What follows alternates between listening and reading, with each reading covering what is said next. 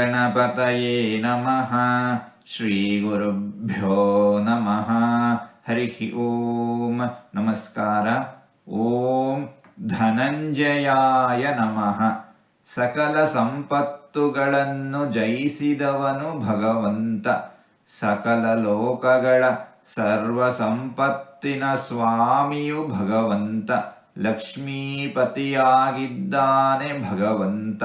ಅರ್ಜುನನಲ್ಲಿ ವಿಶೇಷವಾಗಿ ಸನ್ನಿಹಿತನಾಗಿ ಅರ್ಜುನನ ಮೂಲಕ ಸಂಪತ್ತನ್ನು ಗೆದ್ದವನು ಭಗವಂತ. ಯುದ್ಧಗಳನ್ನು ಗೆದ್ದವನು ಭಗವಂತ. ಇಂತಹ ಭಗವಂತನನ್ನು ಧನಂಜಯಾಯ ನಮಃ ಎಂಬುದಾಗಿ ಜ್ಞಾನಿಗಳು ಕರೀತಾ ಇದ್ದಾರೆ. ಹೀಗೆ 4 ತೊದಲು ಮಾತುಗಳನ್ನು ಆಡಿದ್ದೇನೆ.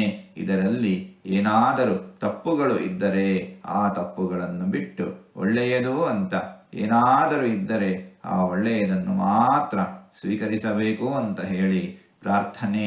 ಈ ನುಡಿಗಳನ್ನೆಲ್ಲ ಆಡಿಸಿದ ಭಗವಂತನಿಗೆ ಸರ್ವವೂ ಸಮರ್ಪಿತ. ಸರ್ವಂ ಶ್ರೀಕೃಷ್ಣಾರ್ಪಣಮಸ್ತು.